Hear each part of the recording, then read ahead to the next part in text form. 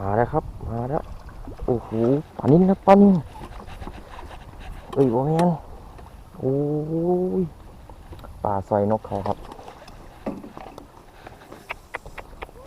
โอ้โหปลาอีไทยไงครับอุ๊บปลาอีไทยใหญ่ครับนี่ครับโอ้ใส่งามเลยตัวนี้อันได้กินเลยว่าไม่รู้ครับสิรุดมืออยู่เลยนี่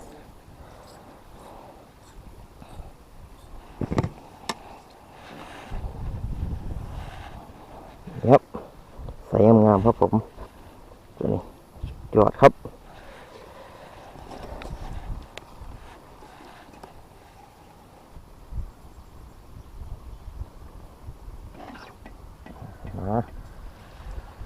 อันนี้เป็นปลานิ่ครับ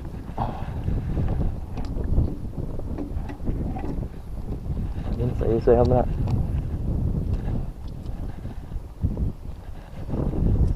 ใส่เล็กใส่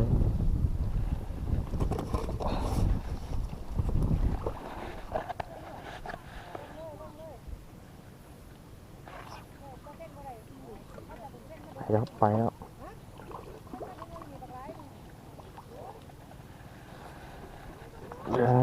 กำลังใส่สวยๆครับกำลังครับผม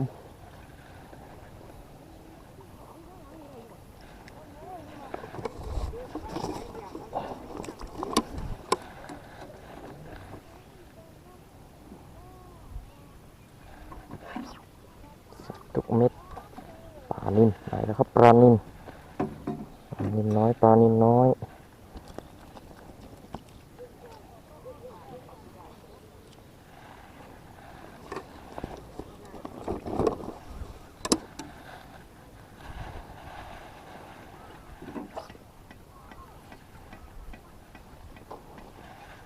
ปลาหางแดง